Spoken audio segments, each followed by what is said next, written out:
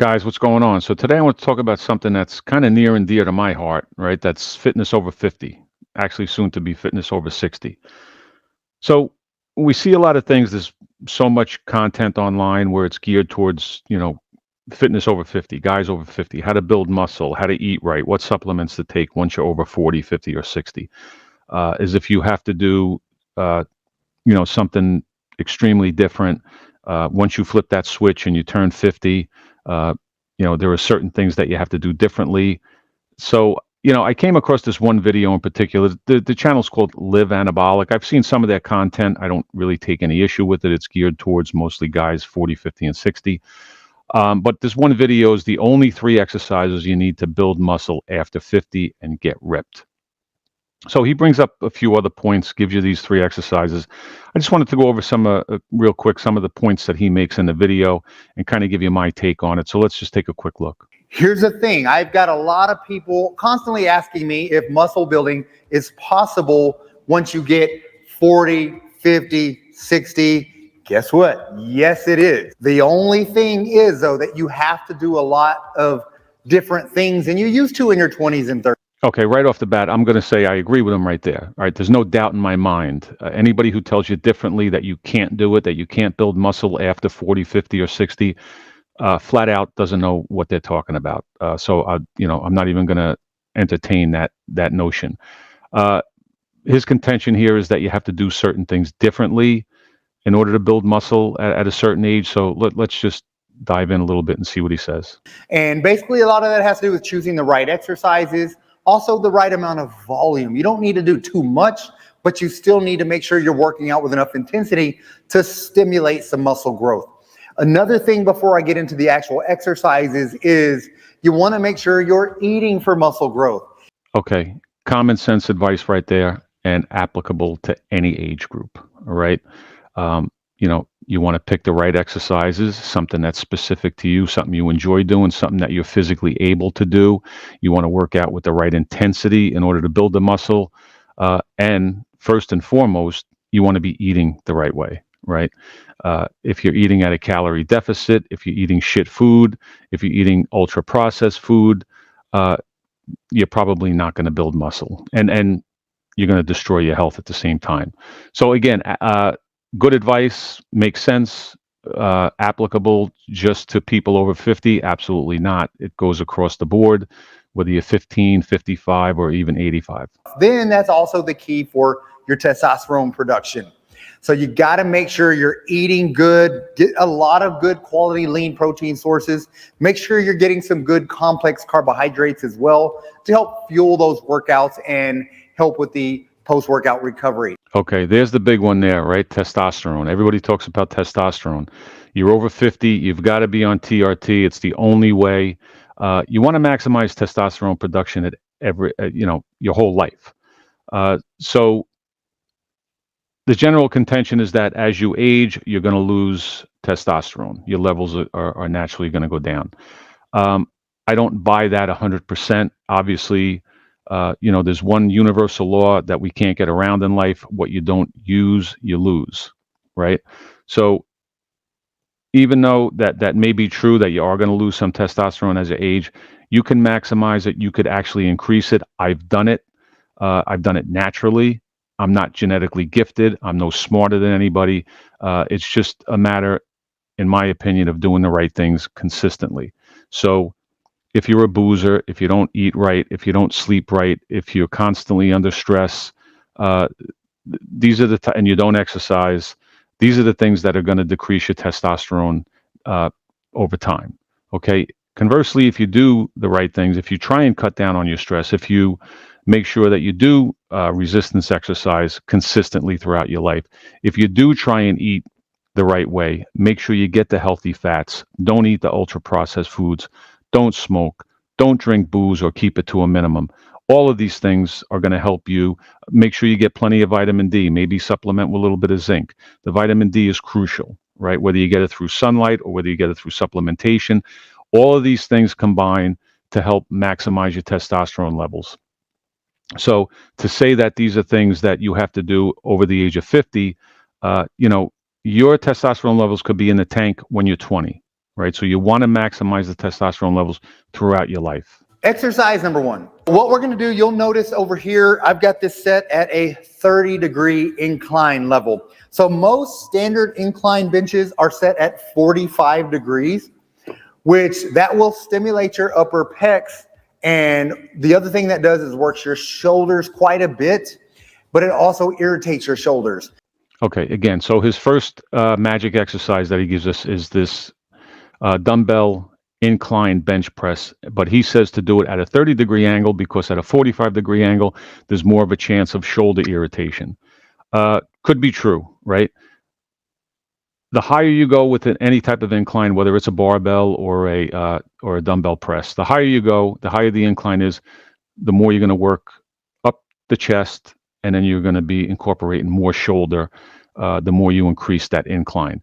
His contention here is that you're over 50, so it's somehow going to magically, bother your shoulders. Again, it's not something that I agree with. If you have limited mobility, if your flexibility isn't there, then you do want to bring down the incline, get closer to a flat bench. But again, your range of motion is going to dictate how much, shoulder activation you're going to get. So is this a magic exercise, doing it at 30 degrees? It's an incline bench press. You could do that with a barbell. You could do that with the dumbbells. You could do a decline push-up to mimic the incline press. So again, any exercise that you do, any type of pressing movement that you do, it's your physical ability is going to dictate what you do and how you do it. All you want to do when you're doing any of these exercises is you want to make sure you're controlling the weight. There again, some common sense advice for guys or women at any age. When you do any type of resistance training and you're holding weights in your hand, obviously you want to control the weight. You want to always use a weight that you can control, right? Even though you see the ego lifting in the gym all the time, you want to keep it within reason. You want to explode up with that weight and control it coming down, nice smooth movements, whether you're 50, or whether you're 15. Now we need an exercise that's going to hit the back. So for this exercise, one of the all-time best back exercises is a barbell bent over row. However, now that you're 50 plus, the barbell row tends to create a lot more irritation in the shoulders, your lower back. So it's one of those exercises I don't use a lot for men once they hit 40 years old. We still want to mimic that movement, and we can do that with a dumbbell. Okay, so his push move was the incline bench press, and now he's moving on to a pull move. He talks about the barbell row being, harsher on your joints. That could be true, but again, and your lower back, obviously, when you're in that rowing position with a barbell row, and even here, he's going to suggest the dumbbell row. If you do that wrong, if you're bent over in an awkward position, it's going to put undue stress on your back. It's going to put undue stress on all of your joints. So again, it's how do you perform the exercise? And if you do have some physical issues, mobility or flexibility issues where you can't do, or lower back issues where you don't want to risk injuring that, you go to a pulling movement, right? You could do a pull-up, you could do rows, body weight rows, and you could just add a weight vest to get more resistance with that. So there's ways around this stuff. Again, these exercises, I don't see where they're specific to being over 50, and there's no reason why, if you're 50 or 60, that you can't perform a barbell row, just as well as you could when you were in your 20s. There's absolutely no reason. Again, if the mobility and flexibility is an issue, that's something that you want to work on at any age, right, in order to be able to do any type of exercise. But at the end of the day, there's no shortage of exercises. There's no shortage of modifications that you could make at any age in order to accommodate yourself, and you could do the exercises. Little pro tip. To work all areas of your back, one thing you can do, say you're doing 3 sets or 4 sets of this exercise, make 1 or 2 of those sets where you're pulling with your elbows as close to your body as possible. The other 1 or 2 sets, whatever you have remaining, get those elbows flared out slightly and then do a wide row. This is going to allow you to work all areas of your back. So here he is, he's showing you the bent over dumbbell row, and his pro tip is he's suggesting that you change your hand position with each set or every couple of sets. Again, this is nothing specific to somebody that's 50 years old. Any exercise that you do, if you're doing a pushing movement, or in this case, you're doing a pulling movement, when you change your hand position, that's going to dictate.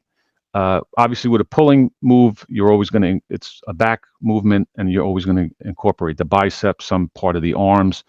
That hand position, whether it's a pronated, a supinated, a neutral grip, that's going to dictate what part of the back you're hitting specifically and how much bicep activation that you're getting.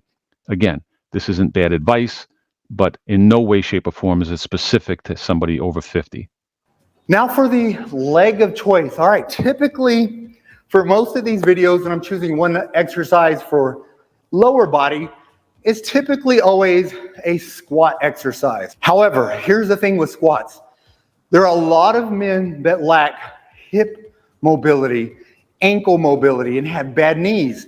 Okay, so he's talking about squats here, and he's saying that some guys might have mobility issues, balance issues. All true, all true.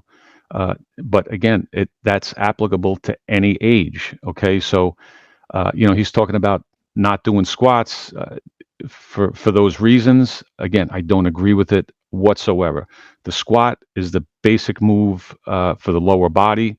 It's pretty much the king of all lower body exercises. Whether you do a barbell squat, a dumbbell squat, a body weight squat, a weighted squat, with a weight vest, it's a great exercise, probably the greatest, again, for the lower body. So you should be incorporating some type of squat with your leg workouts. I don't see any reason why you can't. We'll see what he suggests here. But again, I think the squat is the king of all lower body movements, and you should be doing some variation of a squat. Again, barring any severe handicap. If it comes down to a flexibility or a mobility issue, then you work on that specifically and you do your squats. If you can't squat, there's always a modification, and there's always a way to do it and work on that flexibility and mobility until you can do them. But I'm going to choose the Bulgarian split squats. So what those are, it's going to allow you to work each leg independently. And another thing that men over 50 really lack is balance. All right, so if you start losing balance at 40 or 50, I don't want you to think that it's just gone. I want you to work on improving your balance. Okay, so we're talking about balance now. He's saying that you may lose your balance over 40, over 50. You might be 12 and not have good balance. A lot of times we are stronger on one side. We have better balance on one side, and it's something that can be worked on at any age. It's like this. If you need weights, dumbbells, you can hold them here. And if you lack balance, it's okay to hold on to something. So get something to hold on here, and then just use that for your balance. So again, he's going on with the whole balance issue, and he's showing us a Bulgarian split squat and telling us if we do have balance issues to hold on to something. Well, if you have those same issues, you can certainly do some type of squat movement, a weighted squat, again, with a weight vest or even body weight squats, and hold on to something.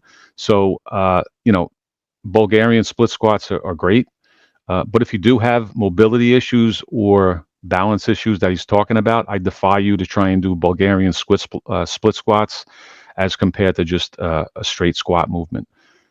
So again, nothing wrong with what he's telling us as far as the exercises, but he's kind of, skewing the facts here and, telling us that, if you're 40, 50, or 60, that for some reason that this exercise is going to be better for you or give you better results. I don't agree with it. Excellence through the basics. You can do all of these moves. You can do a unilateral movement. You could do your lunges. You can do your Bulgarian squats, split squats, and you can do standard squats. So that's it, guys. His three magic exercises to build muscle after 50 are an incline bench press with dumbbells, some bent over dumbbell rows, and Bulgarian split squats. All excellent exercises, certainly not specific to building muscle over 50.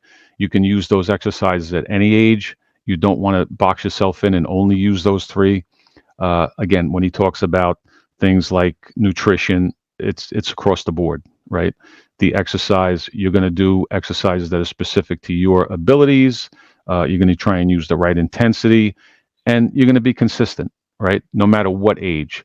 So that's my take on it. Let me know what you think in the comments. Uh, do you believe that you should be doing things differently after 50? Are you somehow limited once you magically cross that 40, 50, or 60 threshold? I don't believe that you are. But again, let me know what you think in the comments. Appreciate you guys watching. Everybody have a good day. Make sure you get your reps in, and we're going to talk to you in the next one. Thanks, guys.